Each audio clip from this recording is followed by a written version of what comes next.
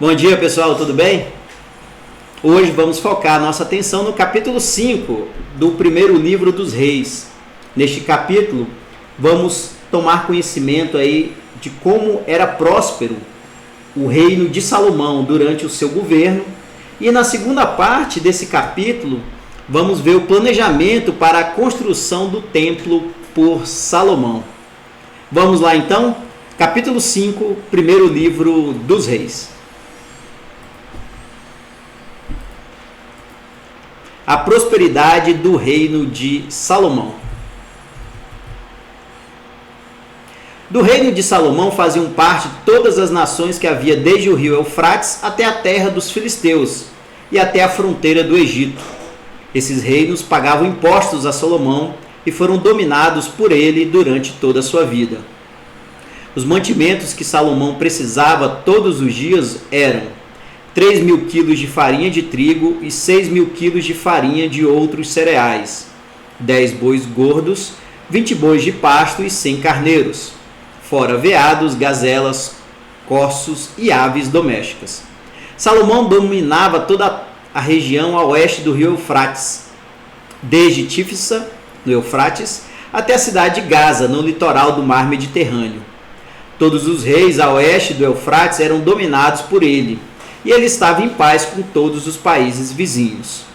Durante a vida de Salomão, o povo de Judá e de Israel viveu em segurança, e de uma ponta do país à outra, cada família tinha os seus pés de uvas e de figos. Salomão tinha 4.000 baias para os cavalos dos seus carros de guerra e 12.000 cavalos de cavalaria. Os seus 12 administradores regionais, cada um no seu mês, forneciam os alimentos que Salomão precisava para si mesmo e para aqueles que comiam no palácio. Os administradores não deixavam faltar nada. Cada um também fornecia a sua parte de cevada e de palha, onde eram necessárias, para os cavalos que puxavam os carros de guerra e para os animais de trabalho. Deus deu a Salomão sabedoria, entendimento fora do comum e conhecimentos tão grandes que não podiam ser medidos. Salomão era mais sábio do que qualquer homem do Oriente ou do Egito. Ele era mais sábio do que todos os homens, mais sábio do que Etã, o Ezraíta, e do que Emã, Calcol e Darda, filhos de Maol. E a sua fama se espalhou por todos os países vizinhos. Ele escreveu 3.000 provérbios e compôs mais de 1.000 canções. Falou de árvores e plantas, desde os cedros do Líbano até o isopo, que cresce nos muros. Ele falou também dos animais, dos pássaros, dos animais que se arrastam pelo chão e dos peixes. Reis do mundo inteiro souberam da sabedoria de Salomão e mandaram pessoas para ouvi-lo.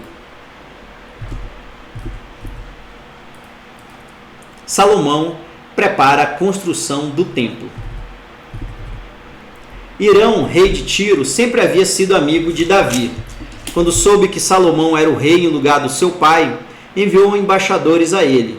Então Salomão mandou a Hirão a seguinte mensagem: Você sabe que Davi, o meu pai, teve muitas guerras contra as nações ao seu redor.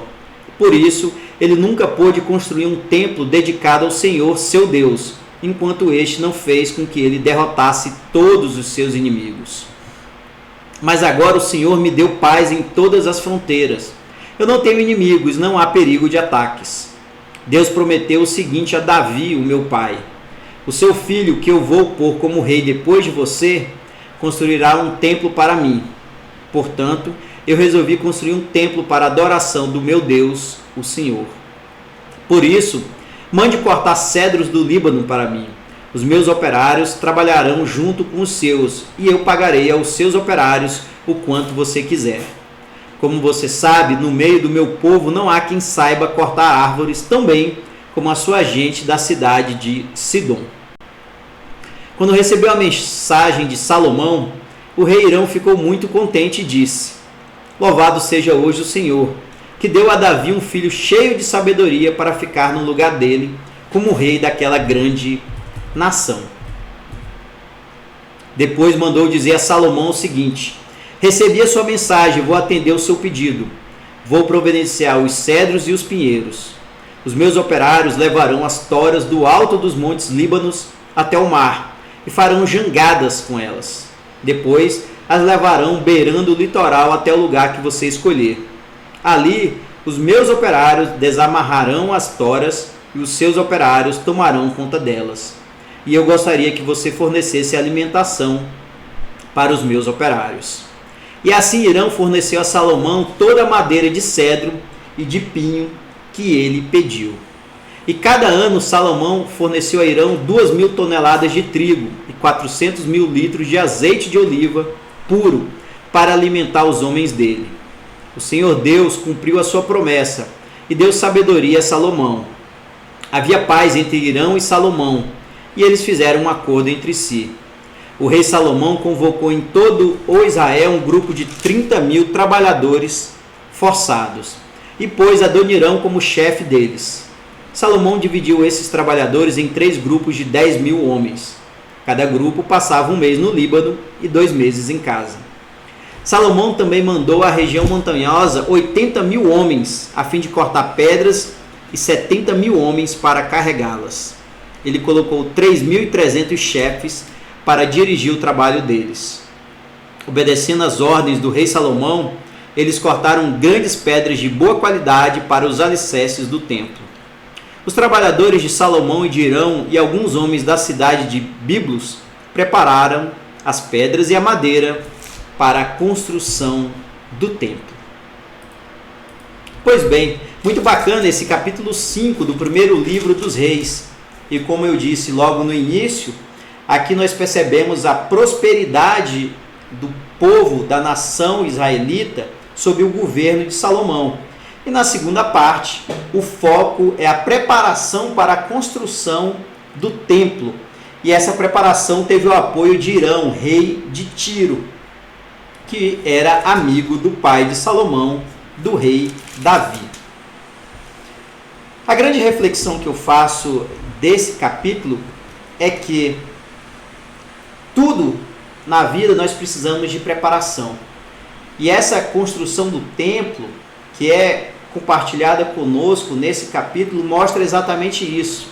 Nós precisamos nos preparar. E quanto maior for a obra que nós vamos fazer, maior deve ser a preparação. Salomão dedicou anos nessa preparação para a construção do templo e empregou milhares de homens para juntar todo o material, contando aí com o apoio de seu amigo Irão, rei de Tiro. Para mim é exatamente essa reflexão. Vamos fazer grandes obras, devemos nos preparar para que essas obras ocorram como planejado. Era isso, pessoal. Um grande abraço e até mais.